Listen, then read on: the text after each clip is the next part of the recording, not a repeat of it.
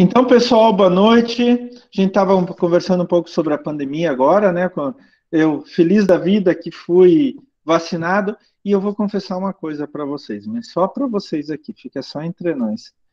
Se eu falar para vocês que no momento que eu fui vacinado começou a verter algumas lágrimas no meu rosto, vocês acreditam? Foi uma emoção, gente. Foi uma emoção tão grande, uma felicidade tão grande, sabe?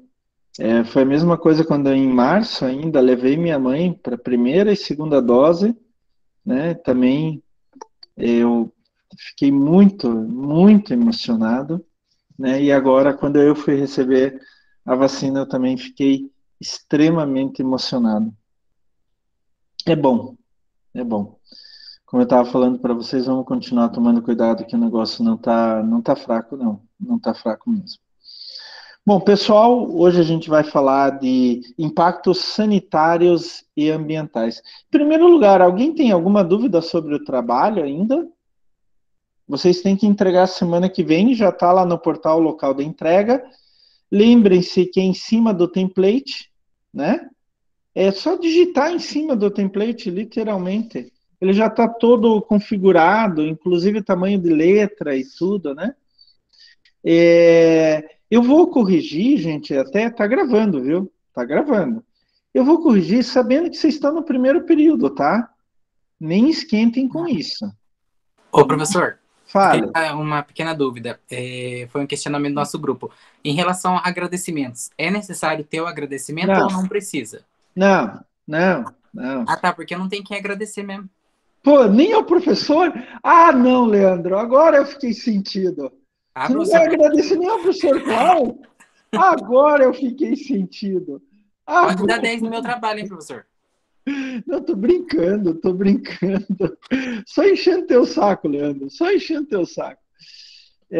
Não, não precisa agradecimentos, né? Agradecimentos é sempre um negócio opcional, né? Tem algumas poucas coisas que são opcionais. Um deles é agradecimento, tá? É que normalmente o pessoal, né, sempre tem alguém que ajudou em alguma coisa que não é um dos coautores do trabalho, né?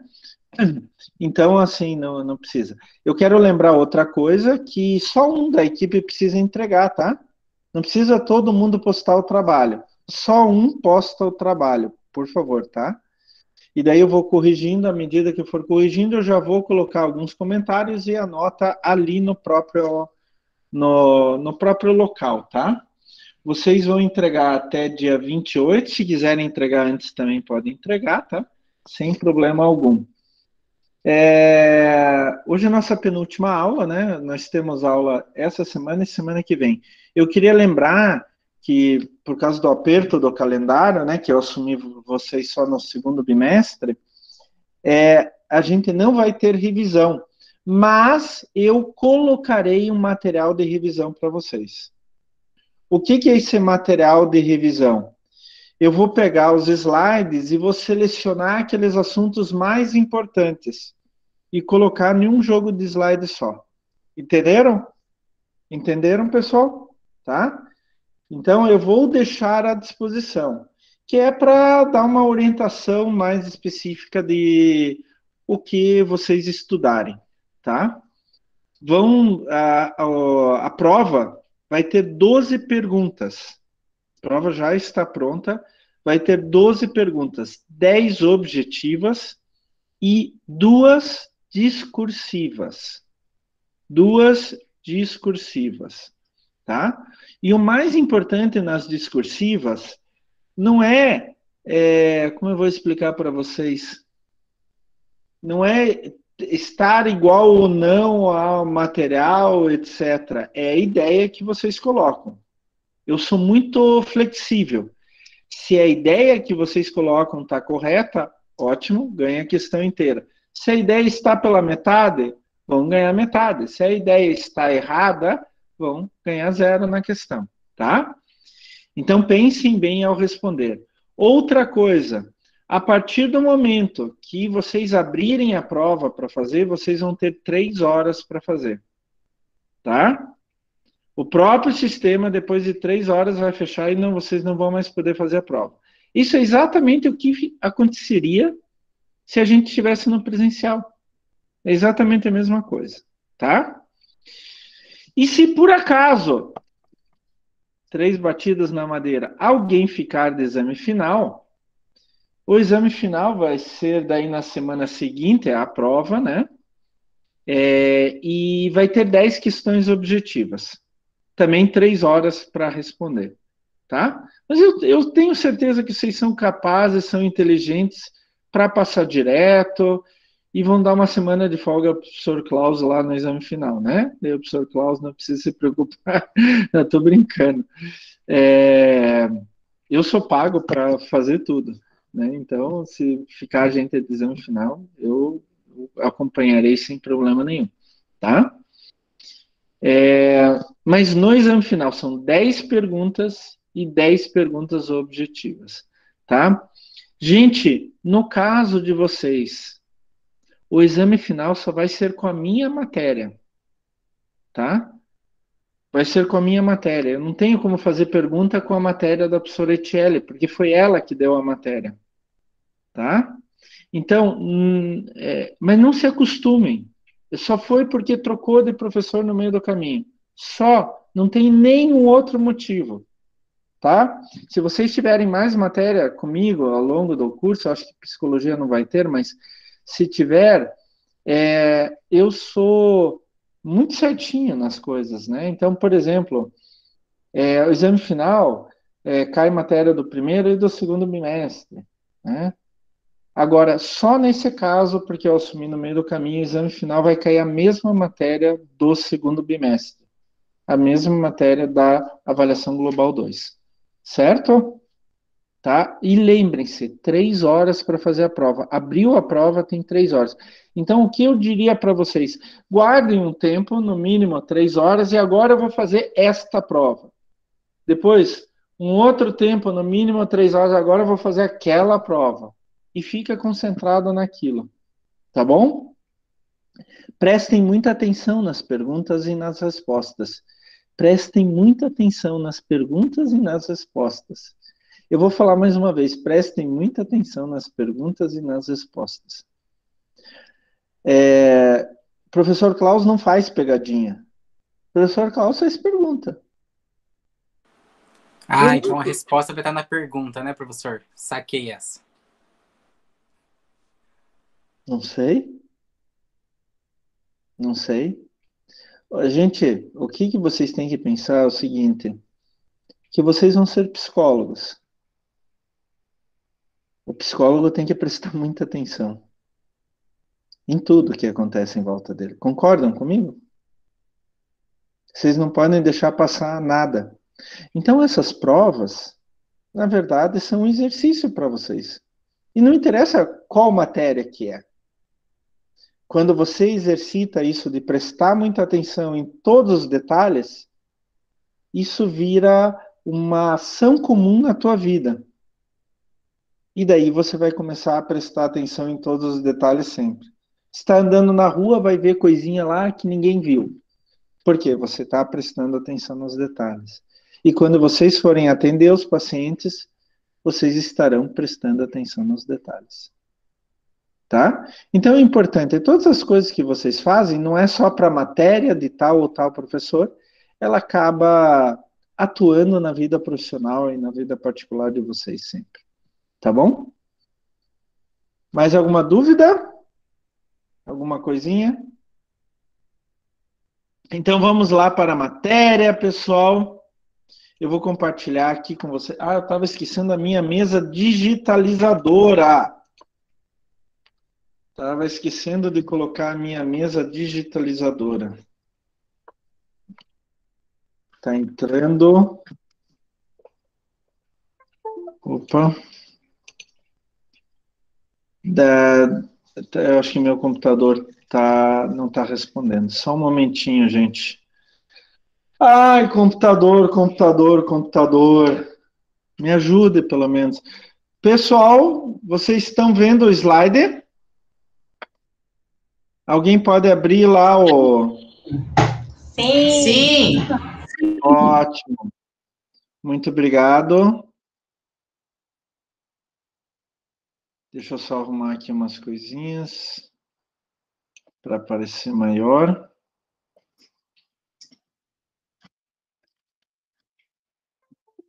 Deixa eu ver se entra aqui, ó, a caneta. Tá, entrou. Então, pessoal, vamos começar a nossa aula. E hoje a gente vai falar de impactos sanitários e ambientais. Só que eu quero falar de um negócio bem legalzinho, que a gente usa muito quando a gente trata com o meio ambiente e o efeito que o ser humano faz no meio ambiente. Vocês se lembram que em uma das aulas anteriores a gente falou de aspectos e impactos ambientais? Então, até vou colocar aqui do lado. Opa! Por que está tão grossa ali? Ah, não. Aspectos e impactos ambientais. Aspecto ambiental é tudo aquilo que pode provocar o impacto. O impacto é o dano. Então, hoje eu quero mostrar para vocês uma continuidade daquela ideia, que é o estudo de impactos ambientais. E daí entra também impactos sanitários. Entram todos os impactos, os danos que o ser humano pode fazer. Quando a gente está falando de estudos de impactos ambientais, isso, inclusive, gente, é uma lei aqui no Brasil. Isso se chama EIA, ou Estudo de Impacto Ambiental. Ele foi estabelecido por uma resolução do CONAMA, Conselho Nacional do Meio Ambiente, a resolução 0001 de 1986. O estudo de impacto ambiental aqui no Brasil, ele tem uma derivação que é chamada o relatório de impacto no meio ambiente, que é a mesma coisa, só que mais curto, mais resumido. Então, quando a gente fala de um estudo de impacto ambiental, a gente fala de uma modalidade de avaliação de impacto ambiental que é exigível por lei quando uma atividade nossa tem um grande potencial para causar dano no meio ambiente. E daí esses danos são dos mais diversos tipos. A gente pode causar desmatamento, a gente pode causar inundação, a gente pode causar erosão no solo, né? A gente pode causar várias coisas diferentes. Então, quando uma atividade do ser humano é feita, em primeiro lugar aqui no Brasil, a gente estuda para ver se aquela atividade vai trazer grandes impactos ambientais. Por exemplo, quando a gente vai fazer uma ferrovia, construir um porto, oleoduto, aterro sanitário, obras hidráulicas, como uma represa e etc., a primeira coisa que a gente vai fazer, antes de construir tudo, inclusive, antes de começar a construção, quais são os impactos ambientais que aquela construção vai fazer? E quando a gente está falando de impactos ambientais, a gente também está falando de impactos ao ser humano. Vocês já devem ter ouvido falar, por exemplo, que quando construíram o Canal do Panamá, ligando o Oceano Atlântico ao Oceano Pacífico, milhares e milhares de trabalhadores morreram por causa de febre amarela. Quando eles começaram a tirar a mata, começou a ter uma proliferação muito grande de mosquitos que estavam contaminados com a febre amarela e passou para o ser humano. Aqui, quando fizeram a ferrovia Madeira-Mamoré, há mais de 100 anos, lá entre Rondônia e Pará, se eu não me engano, também milhares de trabalhadores que fizeram a ferrovia, que hoje está abandonada, por sinal, que fizeram a ferrovia, também morreram de febre amarela. Então, quando se tirou a mata para fazer a ferrovia, houve uma proliferação de mosquitos. E daí eles passaram a febre amarela para o ser humano. Quando a gente faz um desmatamento qualquer, a gente fica muito mais próximo de uma doença. É assim que, né, é uma das teorias que o SARS-CoV-2 entrou em contato com a população humana. Esse é um impacto sanitário, mas a gente pode ter impactos ambientais normais assim, tradicionais, convencionais. Eu estava até vendo uma reportagem, seja uma reportagem, um documentário esses dias, que lá no México, na América Central, eles até hoje estão descobrindo antigas cidades maias. Mas a grande pergunta foi, por que que os maias abandonaram essas cidades? Por que que eles deixaram assim ao léu a floresta entrar de novo na cidade? Porque quando eles fizeram aquelas cidades, eles desmataram grandes áreas, não só para fazer a cidade, mas para plantar. Eles já plantavam milho, por exemplo. Eles precisavam alimentar todas as pessoas daquelas cidades. E algumas cidades tinham milhares e milhares de habitantes. E o que que aconteceu? Quando desmataram, eles provocaram, tiraram as fontes de água, acabaram com as fontes de água. E daí eles acabaram tendo secas gigantescas. Como eles não conseguiam mais plantar para dar de comer para toda a população, eles tiveram que abandonar as cidades e ir para outros lugares. A mesma coisa foi com Angkor Wat, no Camboja, e assim por diante. Então, o que eu quero que vocês vejam na aula de hoje é, quando o ser humano faz grandes obras, quando o ser humano faz grandes modificações no meio ambiente, ele acaba modificando todo o meio ambiente. Isso vai ser ruim para o meio ambiente, mas principalmente para o próprio ser humano. A gente tem que começar a tomar cuidado com isso. E é por essas razões que hoje tem uma lei aqui no Brasil dizendo, olha, antes de fazer alguma atividade qualquer, a gente tem que ver quais os impactos que aquela atividade causa no meio ambiente e no ser humano. São os famosos estudos de impactos ambientais, ou EIA. A gente fala muito em EIA, Estudo de Impacto Ambiental. E para fazer um EIA, gente, olha que legal, eu quero que vocês prestem bastante atenção. Para fazer um EIA, eu preciso de 5 atividades, ou 5 etapas. Mas eu queria que vocês não decorassem essas 5 etapas. Eu queria que vocês pensassem. Então, um estudo de impacto ambiental, eu acabei de conceituar, é saber qual o impacto que uma certa atividade, um certo projeto do ser humano vai causar no ambiente em volta. Ah, então eu vou construir um grande hospital. O que o hospital vai causar no ambiente em volta? E assim por diante. Eu vou construir uma refinaria, eu vou construir uma empresa automobilística. O que esta construção, o que esta modificação no meio ambiente, eu vou construir uma estrada, eu vou construir uma estrada de ferro, eu vou construir um aeroporto, o que isso vai causar no ambiente em volta e no próprio ser humano. Para fazer isso, a gente faz um estudo em 5 etapas, e isso que eu quero mostrar hoje para vocês. A primeira etapa é a descrição do projeto. Eu já vou falar detalhadamente. Mas pense o seguinte, eu preciso dizer o que é. Ah, é uma estrada, ela vai de tal a tal lugar. É um hospital, ele tem tal tamanho, ele vai ter tais departamentos e assim por diante. Primeira coisa, eu preciso descrever o meu projeto. E eu vou fazer um estudo de impacto ambiental do meu projeto. Então, como meu projeto, etapa 1, vai influenciar o meio ambiente. Então, eu preciso descrever o meio ambiente na área de influência do meu projeto. Isso é até lógico. Comecem a pensar assim: eu vou construir uma estrada. Então, a primeira coisa que eu preciso saber é: como é que é a estrada? Ela vai ter qual tamanho, qual comprimento, qual largura, como que vai ser, por onde ela vai passar, etc. Ótimo.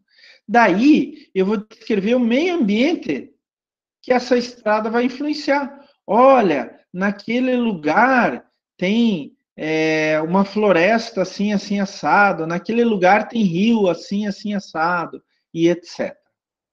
Segunda etapa. Pessoal, meu computador está travando um pouquinho. Agora destravou. Bom, segunda etapa. Então, eu vou descrever o meio ambiente onde que a minha estrada vai passar. Terceira etapa. Eu caso um com o outro. E daí eu tenho a terceira etapa, que é a determinação e avaliação dos impactos ambientais que a minha estrada vai causar. Então, eu descrevi a estrada, eu descrevi o meio ambiente onde que a estrada vai passar. Agora eu vou cruzar um com o outro. Eu vou determinar e avaliar esses impactos.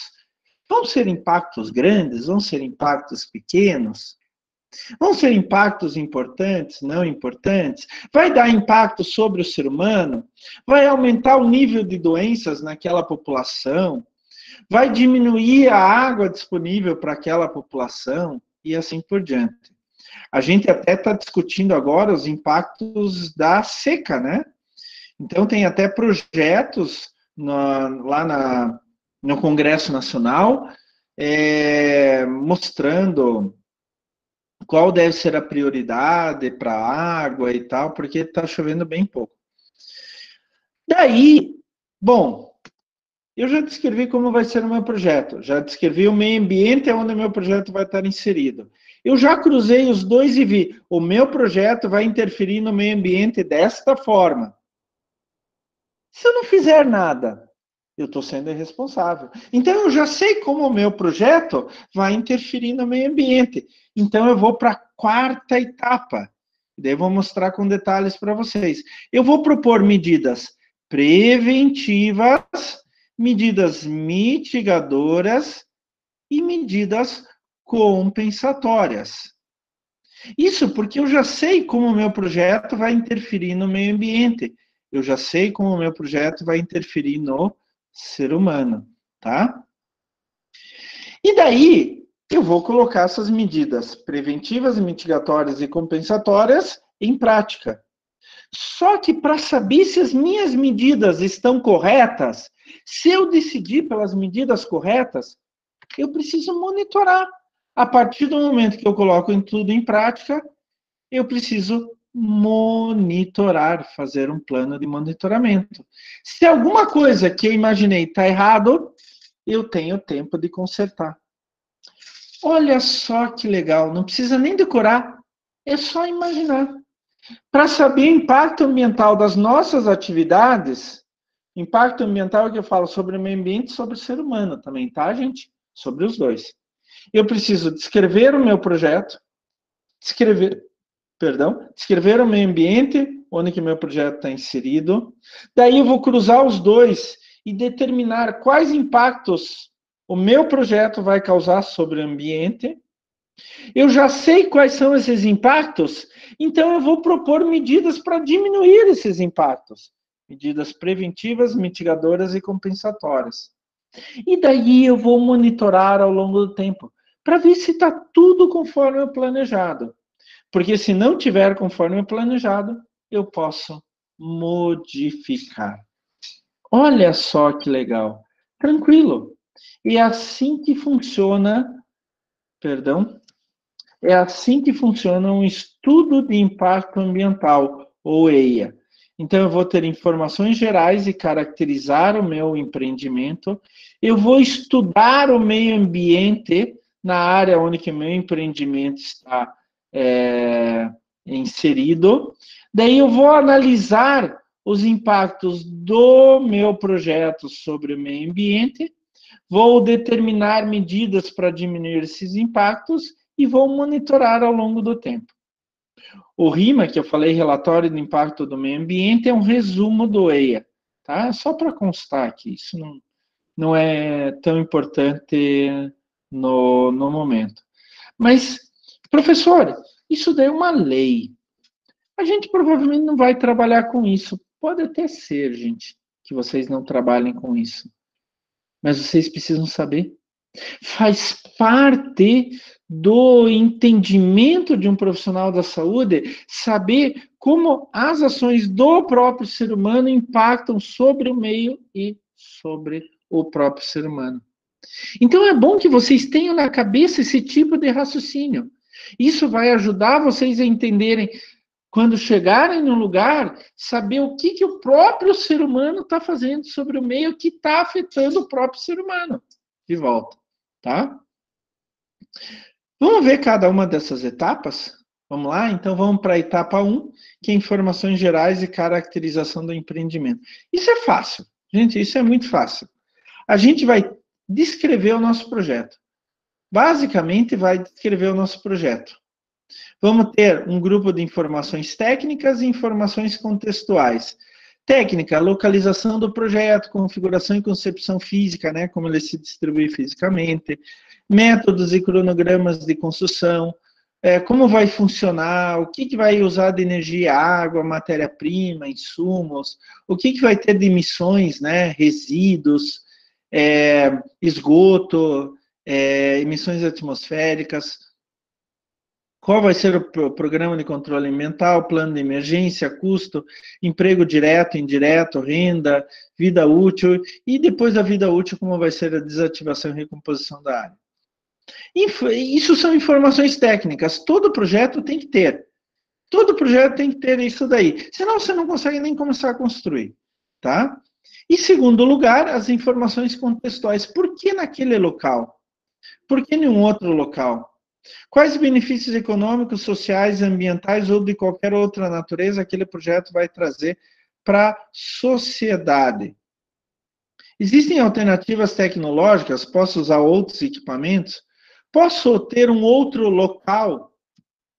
Tudo isso daí vai ajudar a subsidiar. Porque algumas vezes o nosso projeto, ele vai provocar um certo nível de poluição. Mas ele vai trazer tanto benefício para aquela sociedade que talvez seja até, assim, talvez até dê para aguentar aquela poluição causada, tá? Então, a primeira etapa é conhecer bem o meu projeto, descrever bem o meu projeto. Porque a partir daí, por exemplo, eu vou ter muito resíduo sólido. E para onde vai o resíduo sólido? Vai ser jogado em qualquer lugar? Eu vou ter um aterro para isso. Eu vou ter esgoto extremamente poluente. Mas dentro da minha própria fábrica, eu vou fazer uma estação de tratamento de esgoto. E daí, então, vai sair da minha fábrica só água limpa. E não vai afetar a população. Tem emissões atmosféricas, mas eu vou colocar um filtro lá. Então não vai sair nada que seja danoso às pessoas em volta. Eu quero interromper o compartilhamento e vou falar de um caso, para mim, é bem clássico. Eu não sei se vocês conhecem ali a Araucária, quando vocês pegam a estrada ali que vai dar na refinaria da Petrobras, na Repar, um pouco antes da Repar, tem uma fábrica de papel. Se não me engano, o nome é Cocelpa. Essa fábrica de papel é extremamente poluente. Extremamente. Faz tempo que eu não passo por ali, espero que já tenha não tenha mais nenhum problema ali. Mas ela é extremamente poluente. E ela tem uma fumaça tóxica e de mau cheiro. Do lado da Cocelpa tem um conjunto habitacional. Eu quero que vocês comecem a perceber, daí vocês vão tratar as pessoas do conjunto habitacional. Mas o que aconteceu com elas? Por que elas estão assim? Por causa da fumaça da Cocelpa. Então, a gente tem que saber qual o impacto que todas as nossas atividades vão causar naquele meio. Por quê? Porque isto, além de atingir o meio ambiente, vai atingir as pessoas. Então, eu sei que na Cocelpa sai uma fumaça com mau cheiro e tóxica, porque é o sistema deles. E eles não têm nada que filtre essa fumaça. E vai atingir as pessoas que moram ao lado. E como esse caso, a gente tem centenas, milhares de casos aqui no Brasil. Então, a gente tem que, em primeiro lugar, descrever bem a empresa que vai ser construída, tá? Vamos dar continuidade aqui. A segunda etapa, vamos para a segunda etapa. Então, primeiro, escrever bem o projeto. A segunda etapa, passa logo esse slide, gente. Opa, vai. A segunda etapa é estudar o meio ambiente onde a fábrica vai ser feita, onde a estrada vai ser feita. A gente tem que estudar quais são aquelas características ambientais ali. Então, em primeiro lugar, eu vou precisar uma equipe multidisciplinar. Geólogo, biólogo, psicólogo, eu vou precisar médico, eu vou precisar enfermeiros, eu vou precisar biomédicos e assim por diante. Porque cada um vai estudar uma coisa. Mas, professor, psicólogo, médico? Claro, porque eu tenho que estudar o meio físico, então a parte física, o solo, etc. Tem que estudar o meio biológico, todos os seres vivos, as plantas, os animais, e tem que estudar o meio antrópico. O que é o meio antrópico? Antropo, ser humano. Como que as pessoas vivem ali? Como que é a saúde delas no momento? Do que elas se alimentam? Então a gente tem que estudar as pessoas ali também. Por isso uma equipe multidisciplinar. Então a gente vai estudar tudo que a empresa pode influenciar de modo direto, efeito direto, e tudo que ela pode influenciar de modo indireto, que são os efeitos menos evidentes e mais diluídos. Então, a empresa, por exemplo, lá na descrição da empresa, eu sei que ela vai ter uma fumaça e que essa fumaça provavelmente vai ter tais compostos químicos. O que isso pode causar no meio ambiente? Então, eu tenho que estudar como que é o meio ambiente. Quais são os tipos de organismo que tem ali? Como que é a água, os corpos de água, o solo e assim por diante? E como são as pessoas? Quantas pessoas vivem ali? Como elas vão ser afetadas? Para onde elas vão? Eu vou interromper de novo e contar mais uma historinha para vocês. Eu me lembro quando Itaipu foi fechado. Quando eles fecharam a represa e começou a inundar. Itaipu é um dos lagos artificiais, um dos maiores lagos artificiais do mundo. Eu era pequeno ainda, eu era criança, mas eu me lembro. Eu me lembro das pessoas saíram colocando todas as suas coisas em um Fusca e saindo de Fusca daquela região. Eu me lembro disso. Então, aquelas pessoas foram afetadas tremendamente, como perderam tudo. Perderam a terra, perderam a fonte de renda, perderam o local de educação, perderam tudo. Perderam a sua cultura, perderam tudo. Ah, mas Itaipu é importante. É, mas a gente tem que saber o impacto que Itaipu vai dar nas pessoas para poder dar uma condição de vida pelo menos próxima a elas. Então tem que realocar essas pessoas, mas não é simplesmente colocar em um outro lugar. O que as pessoas tinham? Uma igreja, tinha uma escola, tinha um emprego, tinha uma terrinha para plantar. Vamos pegar um exemplo mais recente que vocês conhecem, Mariana e Brumadinho. Mariana passou por cima de um distrito, Bento Ribeiro, matou 13 pessoas. As pessoas até hoje, Mariana foi quando? 2015. Até hoje, as pessoas estão sem casa, sem nada. Brumadinho matou praticamente 300 pessoas e desalojou muita gente. Então, a gente tem que começar a estudar as pessoas também. E, aliás, Mariana e Brumadinho deu uma mexida no ambiente de tal maneira que o número de doenças transmitidas por mosquito aumentou muito nas duas regiões, tá? As pessoas estão morrendo muito mais por doenças transmitidas por mosquitos. Vamos continuar aqui. Então, na descrição do meio ambiente, a gente tem que descrever, deixa eu pegar meu marca-texto, o meio físico, por exemplo, água e solo, o meio biológico, plantas e animais, e o meio antrópico, seres humanos. A gente tem que descrever tudo isso quando a gente está trabalhando com a descrição do meio ambiente.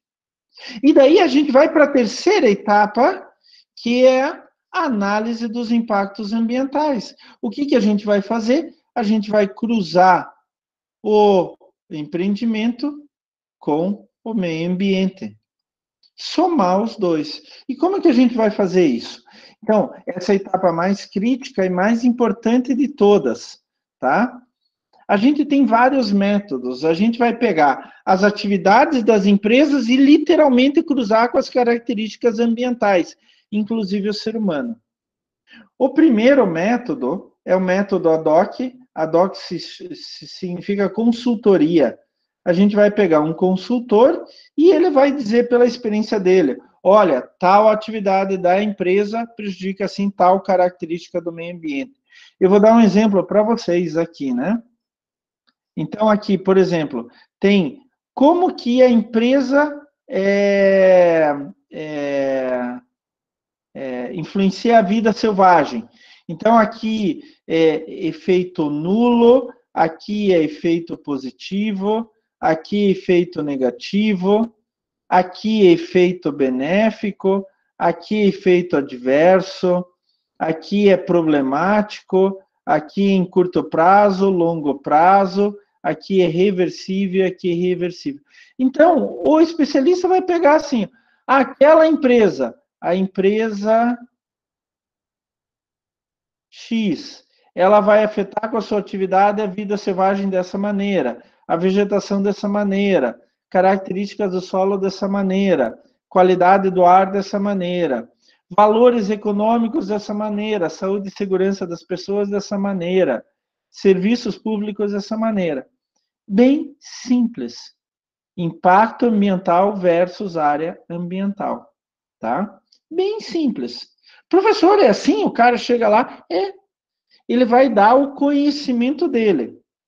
Tem um outro método, que é uma variação disso, onde que a gente já tem uma lista pré-definida. Então, nós temos características físicas, socioeconômicas, estéticas e assim por diante. São mais de 100 itens. E já está tudo pronto aqui, é só você marcar o jeito que você acha melhor. Professor, é bem simples. Tem uma outra maneira ainda, que é o método das matrizes. Essa é chamada matriz de Leopold, feita pelo Serviço Geológico dos Estados Unidos. Então, aqui tem várias atividades e aqui várias questões ambientais. Então, aqui é meio ambiente. E aqui já tem pré-definido várias atividades humanas. Então, aqui, por exemplo, estradas e pontes, linhas de transmissão, detonação e perfuração, e assim por diante. É uma planilha já pronta, já pronta. E daí eles cruzam um com o outro, um com o outro, um com o outro, e assim vai. Nem tudo precisa ser preenchido, tá? Mas o que eles fazem? Eles dão uma nota, magnitude do impacto e importância do impacto, de 1 até 10. Aquele impacto vai causar, aquela atividade humana vai causar um impacto muito grande sobre aquela questão ambiental? De 0 a 10, nota 6, por exemplo. E qual a importância desse impacto? Nota 8, por exemplo. E assim vai. Isso já vem pronto. A pessoa só dá as notas. Quanto maior for a nota, maior é o impacto ambiental, tá? Existem outros métodos, mas o que eu quero que vocês vejam é o seguinte, que a gente vai cruzar as questões ambientais com as atividades humanas. E daí a gente vai classificar aquilo. Quanto maior a nota, quanto maior o conceito, pior é o impacto daquela atividade humana sobre aquela questão ambiental. Daí a maneira como a gente faz isso, tanto faz. Tanto faz. O importante é que a gente pegue as atividades humanas e cruze com as questões ambientais. E daí diga, olha, essa atividade humana vai provocar tal impacto ambiental. É muito importante. A gente tem que dar uma importância relativa. Então, a gente tem que determinar a importância relativa daquele impacto, daquela atividade humana sobre o meio ambiente e sobre o próprio ser humano. Mas, professor, como é que eu dou aquela nota? É na louca? Não, não é na louca. A gente usa uma série de questões para dar aquela nota. Então, por exemplo, tem uma lei, um regulamento que fala sobre aquilo, então a nota está lá em cima. A gente vai fazer atividade sobre um território bem protegido pela legislação, opa, a nota vai lá em cima. Daí eu quero interromper o compartilhamento aqui e falar mais uma historinha para vocês. Vocês estão acompanhando a polêmica da Estrada do Colono no Parque do Iguaçu? Vocês estão acompanhando, gente? Ninguém está acompanhando? Vocês precisam ver notícias, pessoal. Pô! Eu tô. Vocês precisam ver notícias. Existe um parque nacional lá na região de Foz do Iguaçu. É da minha região, professor. Da onde que você é, Leni? É a minha região. Eu sou de Capitão Leônidas das Marques. Naquela região mesmo. Naquela região mesmo. Sim, então faz anos que eles estão nessa briga, né? A Estrada do Colono já existia e já foi fechada, né? Então, tem um parque gigantesco, é um dos maiores parques nacionais do Brasil, só perde para aqueles parques que tem na Amazônia, né? Que são tamanho de países inteiros, né? Mas esse parque vai de Foz do Iguaçu e ele vai um bom tanto, seguindo a divisa com Santa Catarina. Só que tem um ponto que o parque é mais estreito. E daí, há muito tempo atrás, tinha uma estrada que cortava aquele ponto, porque era o ponto mais estreito do parque. É chamada Estrada do Colono, inclusive sempre foi uma estrada de chão, né, Leni? Não era asfaltada, não era nada. Isso mesmo. Isso fazia com que o agricultor que estivesse de um lado do parque pudesse ir para o outro lado sem ter que fazer uma volta gigantesca. Uma estrada de 20 quilômetros que evitava uma volta de mais de 200 quilômetros, eu acho, alguma coisa nesse sentido, né? É um encurtamento bem longo mesmo, assim.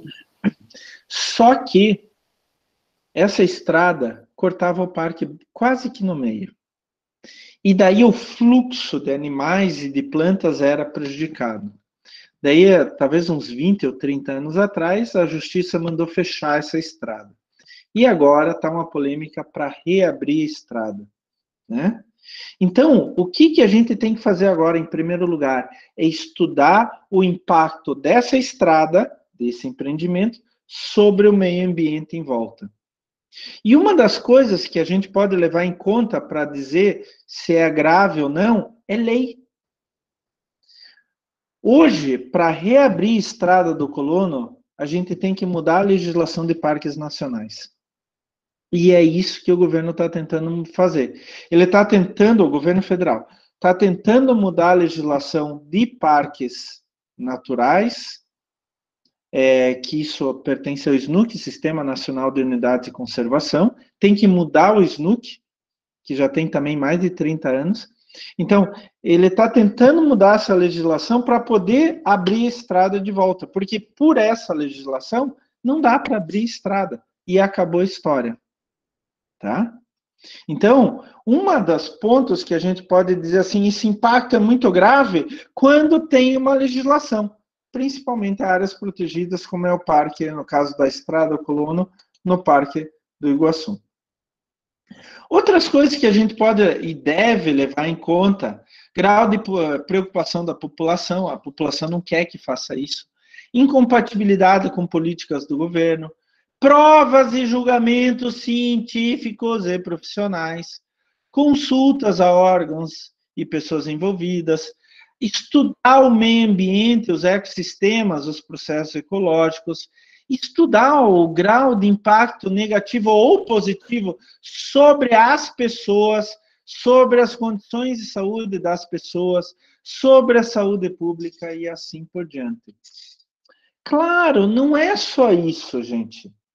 Quando a gente vai dizer assim, o impacto é muito importante, é muito forte e tal, ou o impacto é assim, negligenciável, a gente tem que estudar um monte de coisa. Essas só são algumas alternativas. Para vocês pensarem um pouco, não é na louca que eu vou dizer, não, essa estrada do colono é extremamente danosa ao meio ambiente e não pode ser feita. Não, eu tenho que ter uma base. Primeiro, tem lei. Segundo, vai perturbar extremamente um processo ecológico que acontece lá naquela região. Mas, por outro lado, vai aumentar a troca de riqueza entre um lado do parque e o outro lado do parque. E assim por diante. Tá?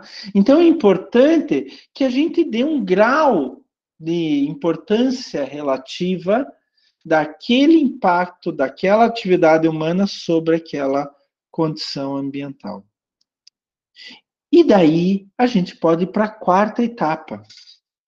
Bom, eu sei que a empresa vai produzir fumaça, extremamente tóxica, e tem um conjunto habitacional ali do lado. Então, eu tenho que fazer uma medida para diminuir o máximo possível o impacto daquela fumaça naquela população. Senão, aquela população vai ficar doente. Vamos pensar lá no exemplo da Cocelpa, ali em Araucária. Né? Então, eu vou fazer medidas de prevenção, mitigação e compensação. As melhores medidas, gente, são sempre as medidas preventivas. Preventivas. Prevenir é melhor do que remediar, né? Então, por exemplo, eu sei que vai ter fumaça. Então, o que eu vou fazer? Não produzir fumaça. É simples. Eu vou prevenir, não vou produzir fumaça. É bem simples. Prevenir é não fazer. Prevenir que aquilo aconteça. Acontecer o quê? Por exemplo, fumaça. Então, eu não vou produzir fumaça. Bom, isso é muito difícil. Então, daí eu passo para a segunda classe. Medidas mitigadoras. Mitigar, até escrever aqui para vocês, mitigar é diminuir. Então, eu vou fazer medidas para que a fumaça que sair não seja tão tóxica para aquela população ao lado da empresa. Então, eu vou fazer uma medida mitigadora. Vou colocar um filtro. É uma medida mitigadora. Eu ainda estarei produzindo fumaça. Só que o filtro vai reter todas as partículas tóxicas. Então, se o impacto ambiental ocorrer, eu devo diminuir ao máximo aquele impacto. Alguma coisa ainda vai escapar pelo filtro, mas muito pouca. Isso é uma medida mitigadora. E, finalmente, se nenhuma dessas der certo, a gente tem as medidas compensatórias. O que é? Eu vou compensar a besteira que eu fiz. Né? Então, deixa eu até mais uma historinha do professor Klaus. Vamos lá, aguentar as historinhas do professor Klaus. Alguém já construiu uma casa aqui? Alguém já teve essa experiência? Eu construí a minha. Quer dizer, eu não, né?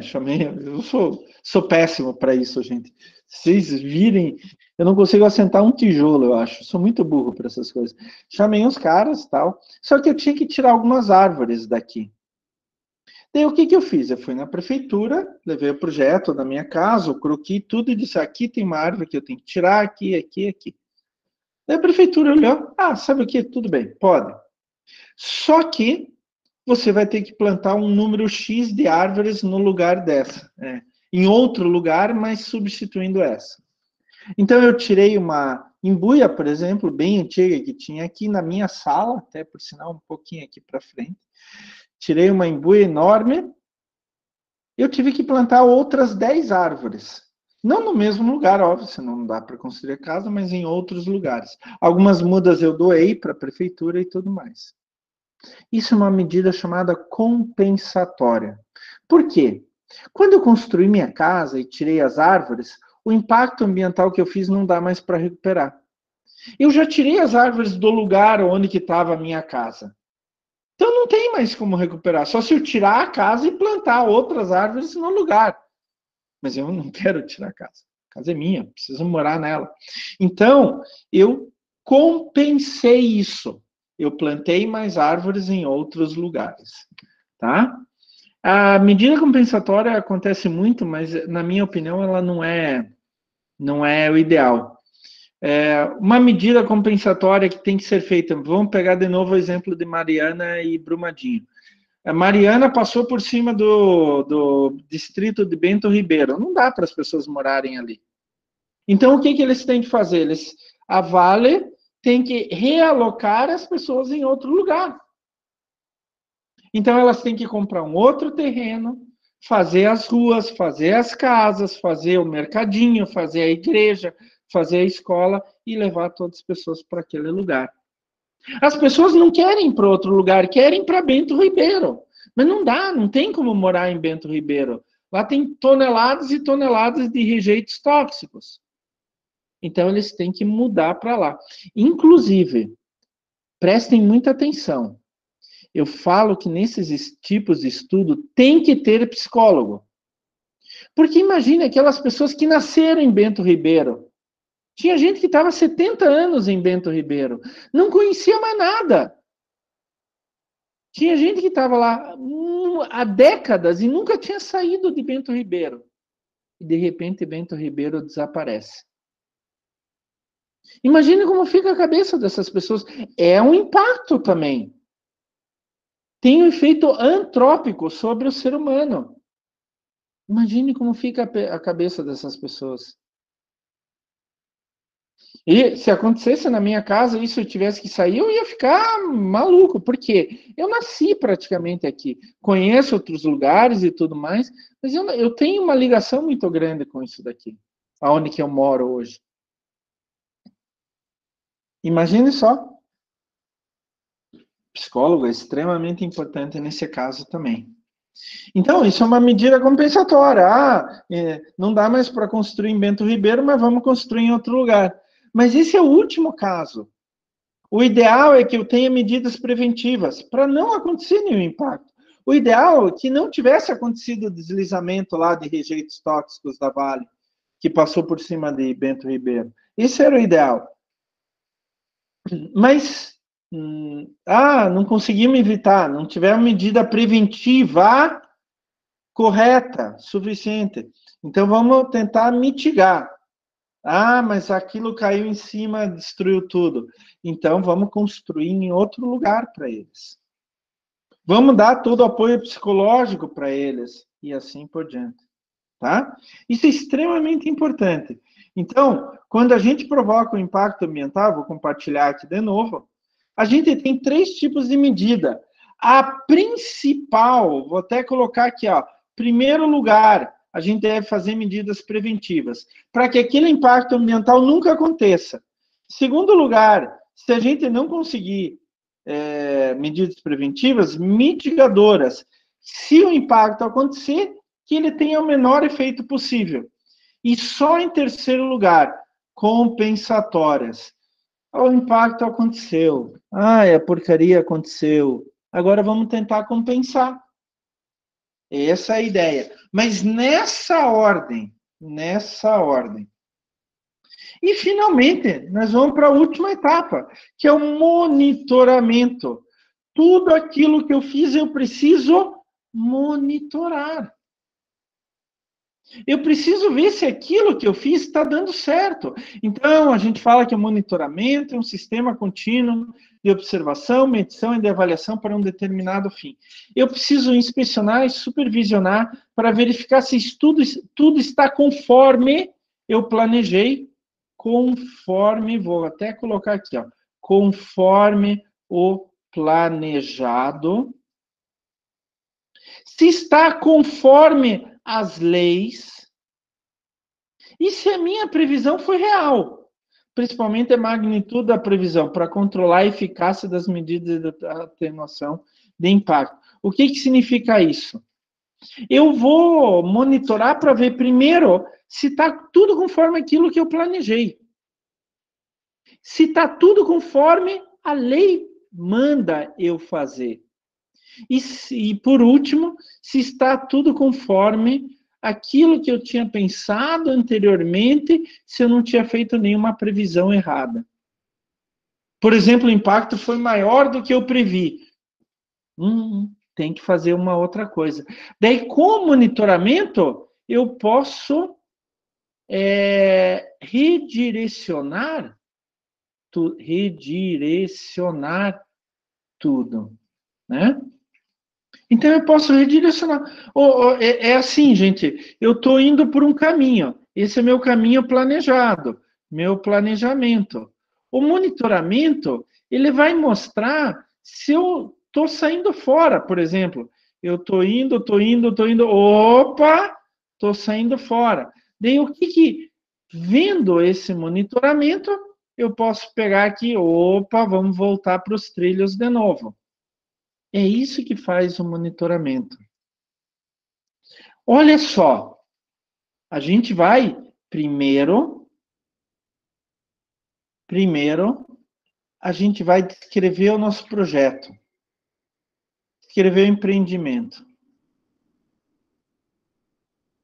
Depois, a gente vai descrever o meio ambiente.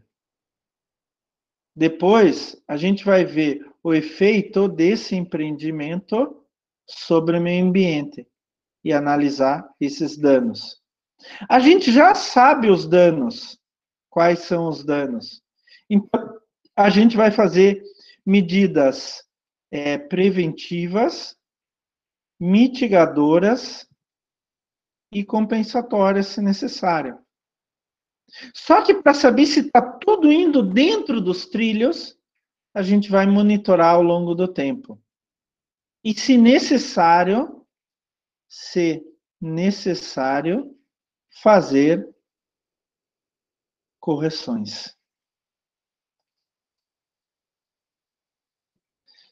Gente, isso daí é para saber, sempre quando a gente faz alguma coisa, quais são os impactos que aquilo vai causar no ambiente e no próprio ser humano. Então, eu queria que vocês prestassem atenção. Isso daí dá para usar em qualquer coisa. Dá para usar em qualquer atividade, na minha vida própria. Como assim, professor? Eu posso, por exemplo, fazer isso em relação à minha carreira acadêmica. Eu quero ser psicólogo. Daí eu vou cursar a universidade. O que vai ocorrer comigo enquanto eu cursar a universidade? Eu vou tirar nota boa, vou tirar nota ruim. Se eu tirar nota ruim, eu preciso estudar mais. E daí eu vou monitorando. Como? Vendo as minhas notas. Se eu, por acaso, mesmo estudando mais, tirei uma nota menor, vou ter que tomar uma atitude para corrigir isso daí. Tá? Na verdade, isso que a gente chama de PDCA, Plan, Do, Check, Act. Planejar, fazer, monitorar e agir. Isso vem do inglês, Plan, Do, Check, Act. Então, é a mesma coisa. A gente pode usar para qualquer coisa na nossa vida. Mas eu queria que vocês prestassem atenção. Olha, gente, não é decorar. Isso é óbvio. Tem que ser assim. E eu tenho que tomar cuidado. Principalmente aqui nos danos, nos impactos ambientais. Então, eu tenho que tomar cuidado com o meio físico, meio biológico e antrópico, onde o ser humano estará presente. E o psicólogo, gente, ele tem um papel extremamente importante nisso. O psicólogo é extremamente importante nisso, tá? Nos estudos de impacto ambiental. Mas, professor, eu não vou trabalhar com isso. Não tem problema. Com essa ideia na cabeça, você já pode começar a imaginar por que as pessoas estão daquele jeito. Lembrem-se, eu já falei para vocês, vocês podem esquecer tudo que o professor Klaus falou. Vocês podem esquecer que o professor Klaus um dia existiu. Mas uma coisa eu não quero que vocês não esqueçam nunca mais. Comecem a ver as pessoas, a saúde das pessoas, não só pela pessoa, mas pelo que ocorre em volta dela. E o meio ambiente ele está inserido nessa ideia. Nunca mais esqueçam isso. Todo profissional de saúde tem que começar a pensar assim. E é por isso que a gente tem essa matéria de saúde ambiental. Esse é o único motivo. Porque a gente tem que ampliar, expandir o nosso modo de análise aos nossos pacientes. Essa que eu mostrei, acabei de mostrar agora, é uma maneira. E se vocês têm notado, eu tenho toda a aula mostrado maneiras diferentes de pensar. E vocês têm que unir tudo isso daí e começar a analisar tudo em volta. Professor, mas olha que legal, eu posso fazer isso comigo. Analisar em volta. Como eu estou influenciando o meio e como este meio acaba me influenciando. Já viram aquilo que a natureza se vinga? Não é que a natureza se vinga, ela se vinga, mas não é que ela se vinga. Mas tudo que a gente faz acaba afetando a gente de volta. Olha aí o caso do efeito estufa. Olha o caso do efeito estufa. Agora está chovendo, gente. Eu estou ouvindo a chuva aqui fora da minha casa. Eu estou a 30 centímetros da janela. Estou ouvindo a chuva. Maravilhoso. Mas a gente está 1 ano e meio com déficit hídrico. Com falta de água. E agora isso foi para o Brasil inteiro. Foi para o Brasil inteiro. Estamos em bandeira vermelha na conta de luz. Porque tem um monte de termoelétrica ligada, que ela funciona a óleo diesel, que é mais caro do que hidrelétrica. Então a gente tem que pagar a conta. Então é tudo que ocorre na nossa volta acaba nos influenciando. Tudo que a gente faz acaba nos influenciando. A gente tem que mudar o nosso meio de pensar. E o que eu mostrei hoje para vocês, ele coloca muito bem como estudar isto. É uma das maneiras de estudar isso. Estou mostrando várias, mas é uma das maneiras, tá? Professor, eu não quero ser especialista nisso. Tudo bem, sem problema. Mas você tem que ter a ideia disso. Você tem que ter o modo de pensar, o modo de raciocinar em cima disso. Depois eu queria que vocês pegassem esses slides de novo e repassassem eles. E começassem a pensar em exemplos práticos no dia a dia de vocês. Né? Podem pegar a estrada do colono, por exemplo. O que vai acontecer com o meio ambiente? O que vai acontecer com as pessoas? Isso é bom ou isso é mal? É isso que a gente está fazendo agora na estrada do colono para ver se vale a pena ou não abrir. Porque se o benefício para a sociedade for tão grande, que cause um pequeno malefício no meio, talvez valha a pena. Agora, no meio ambiente, né? Agora, se causar um malefício muito grande para o meio ambiente e um benefício não tão grande para as pessoas, será que vale a pena? É isso que a gente tem que começar a ver.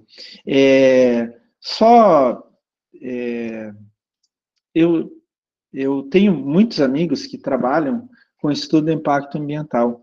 Em todas as equipes, eles sempre colocam um psicólogo, porque eles têm que ver o efeito que os empreendimentos vão fazer na cabeça das pessoas, no comportamento das pessoas, nas atitudes das pessoas.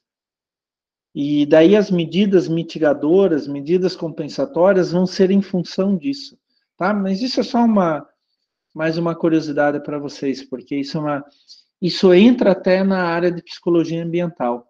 Como as pessoas se relacionam com o meio onde que elas estão inseridas, para depois a gente poder diminuir o impacto de uma certa atividade sobre o comportamento ambiental das pessoas, né? Isso é extremamente interessante e importante, tá? Gente, deem uma olhada de novo depois. Peguem com calma, com tranquilidade. Como que isso funciona e o que eu posso fazer. Tá certo, pessoal? A gente vai conversando, eu gosto de conversar com vocês. Alguém tem alguma dúvida, algum problema, alguma colocação a fazer?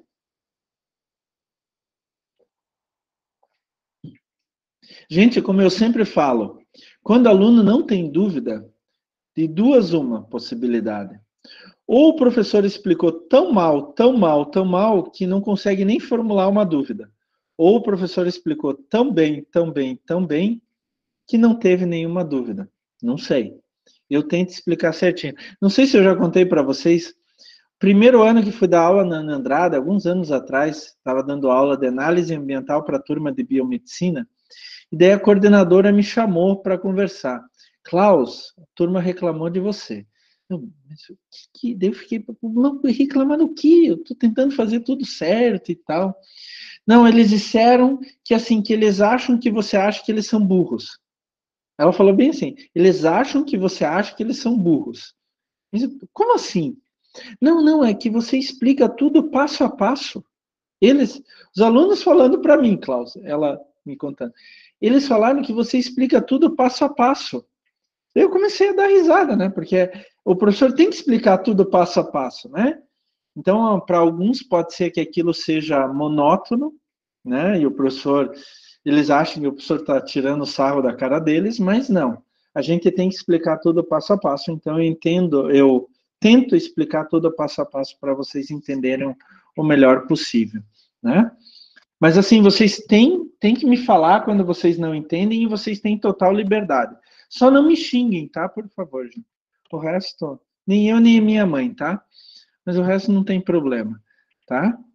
Sério mesmo, alguma dúvida, alguma coisa que vocês queiram perguntar ou colocar? Não relativo à matéria de hoje, mas eu entrei em contato com você pelo e-mail, acho que foi quarta passada. Tá, eu vou até anotar aqui que eu tenho recebido muitos e-mails de alunos. Vou anotar aqui, ver e-mail Juliana Psico. Tá, obrigada. Pode deixar, já está aqui anotado no meu... Eu tenho papel do lado do meu computador onde que eu vou anotando coisas e tal. E eu tenho uma agenda também, né? Senão eu me esqueço de fazer as coisas. Mas eu dou uma olhada lá, tá bom, Juliana? Sem problema. Obrigada. Desculpa, gente, se algumas vezes eu não respondo os e-mails, eu não respondo tão rápido. Tem dias que vem assim 20, 30 e-mails diferentes, eu não sei nem por onde começar. Começa a me bater o desespero. Tem que responder tudo e tal. Né? Começa a me bater o desespero. Mais alguma coisa, gente?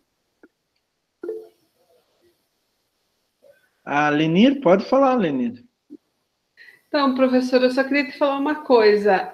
Eu nunca tive aula de saúde ambiental, assim, né? Tão a fundo.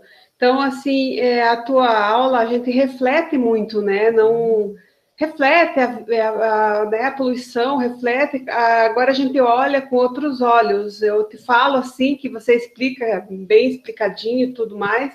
E às vezes não gera dúvidas, porque a gente não sabe nem fazer. Eu não sei fazer perguntas sobre esse assunto, mas traz muita reflexão. Então, quando a gente vê as matérias aí na televisão, as coisas acontecendo, o meio ambiente, a estrada do colono, que eu já sei dessa briga há anos, porque tem os animais lá que são atropelados no meio da noite e tudo mais, os animais silvestres, é bem complicado lá a situação. Então, traz a gente a refletir mais do que perguntar, sabe? Então, era isso que eu queria te falar. Nossa, então eu cheguei no meu intento, porque, gente, aprendam uma coisa, um profissional de nível superior, o trabalho dele é mais reflexão sobre as coisas do que um trabalho automatizado, um trabalho manual. Isso que eu quero que vocês entendam. Vocês não estão na faculdade para fazer qualquer coisinha, vocês estão na faculdade para fazer algo mais difícil, mais complicado. É por isso que a faculdade demora 4, 5 anos, muitas vezes.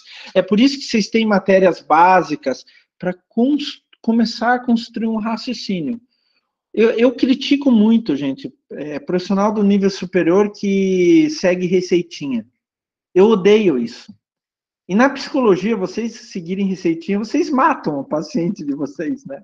O cara se mata, né? Porque cada pessoa é uma pessoa diferente. Você não pode analisar, mesmo que você siga uma linha na psicologia, uma linha específica, né? Mesmo que você siga uma linha específica, você tem que analisar cada pessoa de forma diferente. E para isso, você tem que ter capacidade de reflexão, de raciocínio. Cada vez que você faz uma matéria, por exemplo, saúde ambiental, como a Lenir falou, né? Você não está exercitando a reflexão só para a saúde ambiental, para meio ambiente. A tua reflexão, a tua capacidade de raciocínio vai para tudo. Fala, Janeide. Então, aqui no meu consultório, o próprio indivíduo, ele nem se observa, professor. Vamos supor, eu faço várias terapias alternativas. Vamos supor, o Conindu. Ele vem, faz, mas antes eu faço uma fichinha, pegando tudo que ele tem, ó, qual é a reclamação, bababá, bababá. Aí, na próxima sessão, ele vem, daí eu pergunto, como é que foi? Mais ou menos. Não vi muita melhora. Tá, e a sua insônia? Melhorou. E a sua dor de ouvido? Passou. Então, o próprio ser humano, ele nem se observa. Como é que ele vai observar o que está em volta? A gente tem que fazer esse tipo de trabalho. E é bom que vocês estão vendo tudo isso, porque daí vocês vão melhorar para vocês mesmos, quer dizer, vocês vão crescer mais e vão começar a poder falar, poder alertar as pessoas e etc. Gente, essa profissão que vocês têm, e qualquer profissão na área de saúde, ela tem vários compromissos. Um é com as pessoas. 2 é com o que ocorre em volta das pessoas. Né? Então, são compromissos que a gente tem que ter em todas as profissões na área de saúde. Né? Isso é muito importante. E, infelizmente, muitos profissionais não veem isso. Eu vejo psicólogos, psiquiatras, eu vejo biomédicos, médicos, enfermeiros que tratam só a pessoa naquele instante e não veem o que ocorre em volta das pessoas. Isso pode ser o relacionamento com outras pessoas, mas pode ser o relacionamento com o meio ambiente. Quando lá na Alemanha tem várias cidades que são consideradas, eram consideradas, hoje em dia não mais, como cidades de descanso, cidades de cura, que você ia lá no meio das montanhas para respirar puro, e daí você ia melhorar das tuas moléstias, que daí você ia tomar banho com sais, daí você ia melhorar das tuas moléstias, das tuas doenças. O que é isso? É exatamente isso que eu falo para vocês. Muitas vezes, os problemas que ocorrem conosco são problemas que vêm do ambiente em volta para a gente. Tanto psicológico quanto físico. E isso que a gente tem que mudar na área de saúde. A gente tem que mudar urgente isso. A gente tem um antropocentrismo exagerado. Mas a nossa prioridade é o ser humano, concordo inteiramente, gênero, número e grau. Mas o problema é que muitas das coisas é o ser humano que causa no meio e volta para o ser humano. E a disciplina de saúde ambiental é bem para isso. E essa matéria de hoje, estudo impacto ambiental, mostra gênero, número e grau exatamente disso. Tá? Então, vamos mudar um pouco a nossa cabeça, vamos pensar de uma forma diferente, isso é muito importante. E, como a Lenir falou, me deixou muito feliz, Lenir, incitar a reflexão.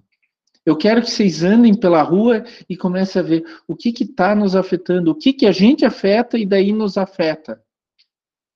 Eu quero que vocês vão numa favela e vejam isso. Por que que as pessoas estão adoecendo tanto na favela?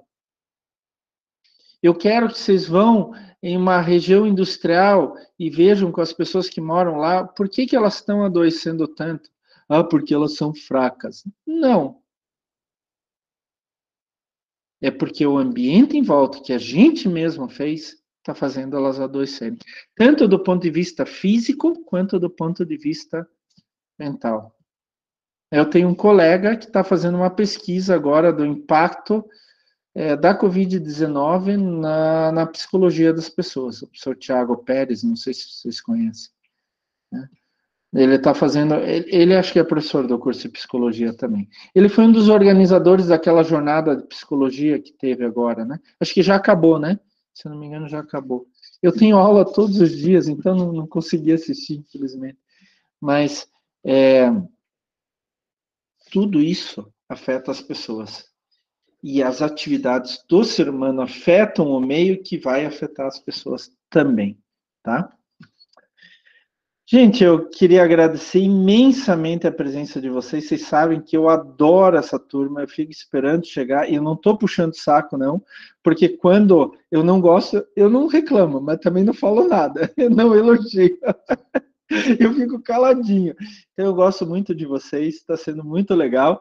E espero, sinceramente, ver vocês na próxima segunda-feira, que daí eu acho que a gente vai terminar com a cereja no topo do bolo, que é a educação ambiental na área de saúde.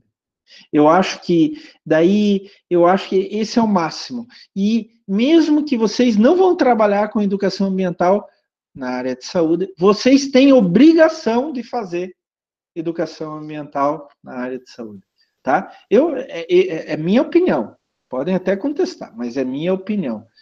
Então a gente vai terminar com a cereja no bolo. Pena que a gente não tem mais tempo, que eu poderia falar pelo menos umas 2, 3 semanas sobre educação ambiental na área de saúde. É muito, muito legal. Mas dá para a gente pincelar algumas coisas e daí vocês já começarem a formar a grande ideia. Fala, Juliana. É que a gente veio até agora apresentando os problemas, né? Problema, tá? E aí, mas eu sou um problema, e agora? Educação ambiental é a solução, né?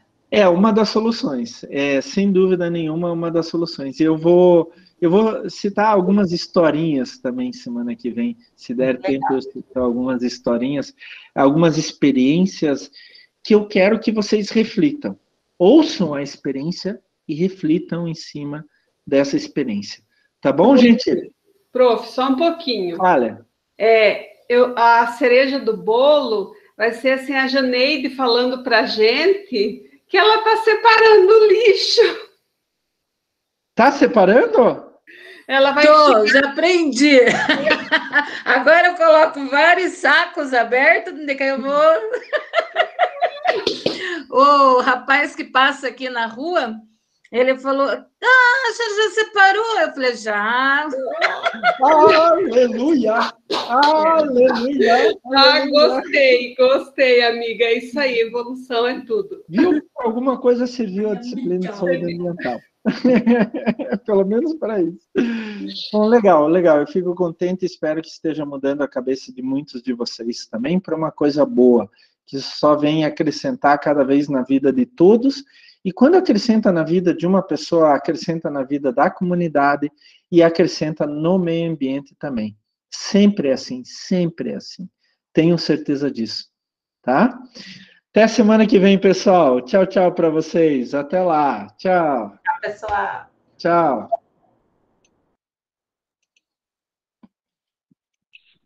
Tchau, tchau. Boa noite.